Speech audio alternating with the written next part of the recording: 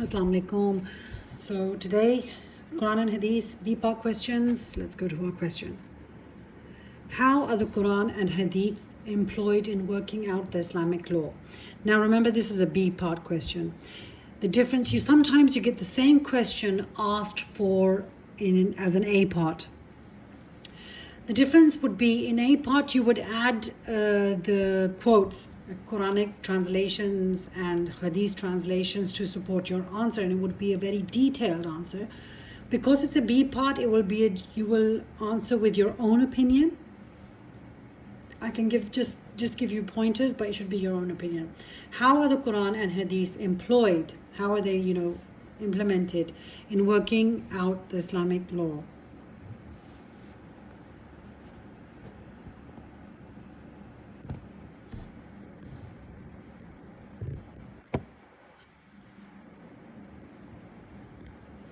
Okay.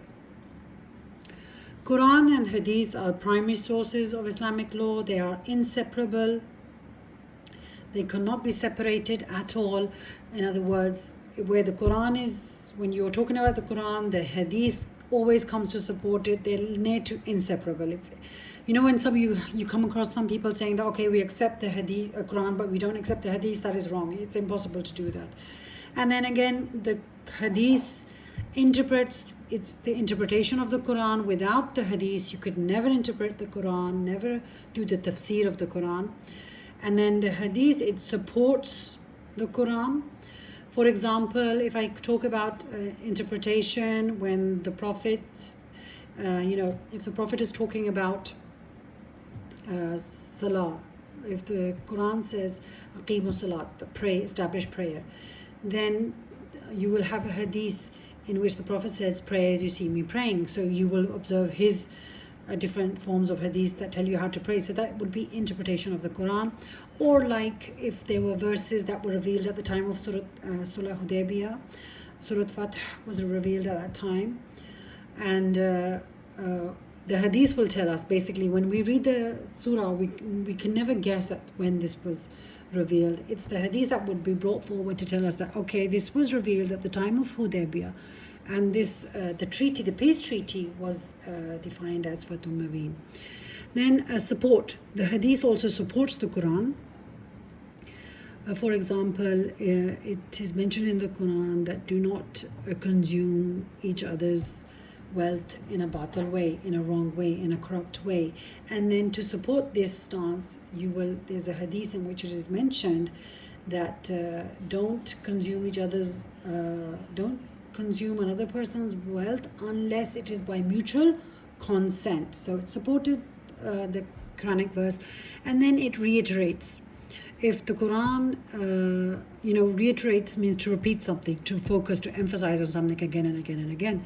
In the Quran, it's mentioned that pray, give sadaqat, give zakat, and then you will have many hadiths that motivate you to give sadaqat and pray and give zakat. Now, where the Quran is silent, the hadith legislates. For example, the Quran is silent about adultery. It has the ruling for fornication, illegal sexual relationship outside of wedlock. It's 100 lashes for anybody who commits that.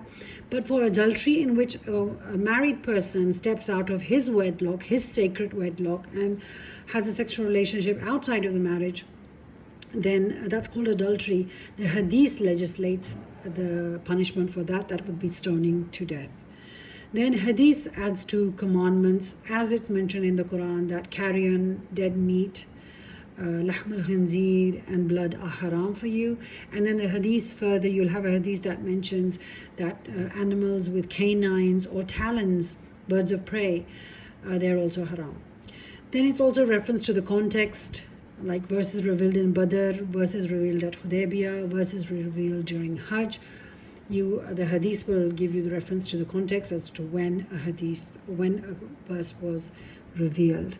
Now, in order for ijma to also take place, the Quran supports ijma and the hadith also supports ijma. So together they support the process of ijma also.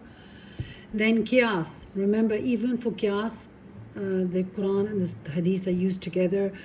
because the new case is going to be compared to something from the Quran or something or some text from the Hadith. Now, same style question as the question that we just talked about, basically the same style, but A and B, the differentiation between the A and B. If you can see, this is to score an 8 to 10, a well-structured, I don't know if I can get you there.